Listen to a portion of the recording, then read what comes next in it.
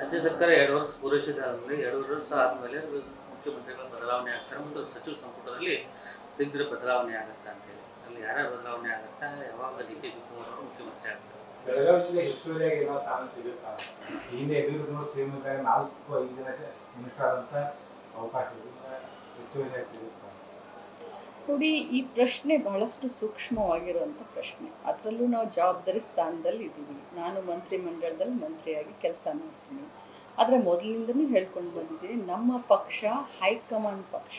ನಮ್ಮ ಪಕ್ಷ ಶಾಸಕರ ಅನಿಸಿಕೆಗಳನ್ನು ಕೇಳ್ಕೊಂಡು ಮಾಡುವಂಥ ಪಕ್ಷ. ಸೊ ಮಂತ್ರಿಮಂಡಲ ಇರಲಿ ಅಥವಾ ಮುಖ್ಯಮಂತ್ರಿಗಳೇ ಇರಲಿ, ಇದು ಏನೇ ನಿರ್ಧಾರ ಕೂಡ ಹೈಕಮಾಂಡ್ ತಗೋಬೇಕು. ಡಿ ಕೆ ಶಿವಕುಮಾರ್ ಮುಖ್ಯಮಂತ್ರಿ ಆಗುತ್ತಂತ ಆಶೆ ತಾನೇ ನಾನು ಈ ಪ್ರಶ್ನೆಗೆ ಇದು ಸೂಕ್ತ ಸಂದರ್ಭನೂ ಅಲ್ಲ. ಈ ಪ್ರಶ್ನೆಗೆ ನಾವು ಉತ್ತರ ಕೊಡುವಂಥ ಇದು ಇಲ್ಲ. ಯಾಕಂತಂದರೆ ಹೈಕಮಾಂಡ್ ಹೇಳಿದ ಹಾಗೆ ಕೇಳುವಂಥ ಶಿಸ್ತಿನ ಸಿಪಾಯಿ ನಾವು ಪಕ್ಷದಲ್ಲಿ. ಒಂದು ನಿಮಿಷ ಹೇಳ್ತೀನಿ. ನಾನು ಡಿ ಕೆ ಶಿವಕುಮಾರ್ ಅವರ ಅನುಯಾಯಿ, follower, that is different. But ನಾವೆಲ್ಲ ಒಂದು ಪಕ್ಷದ ಚೌಕಟ್ಟಿನಲ್ಲಿ ಕೆಲಸ ಮಾಡಬೇಕು. ಸೊ ಪಕ್ಷ ಏನೂ ತೀರ್ಮಾನ ತಗೊಳುತ್ತೆ, ಅದಕ್ಕೆ ಲಕ್ಷ್ಮೀ ಹೆಬ್ಬಾಳ್ಕರ್ ಆಗಲಿ ಅಥವಾ ಇನ್ನೊಬ್ಬರಾಗಲಿ ನಾವೆಲ್ಲರೂ ಭದ್ರಾಗಿರ್ತೀವಿ. ಅದ್ರ ಬಗ್ಗೆ ನನಗೇನು ಗೊತ್ತಿಲ್ಲ. ಗೊತ್ತಿಲ್ಲದೆ ಮಾತಾಡೋದು ಸರಿ.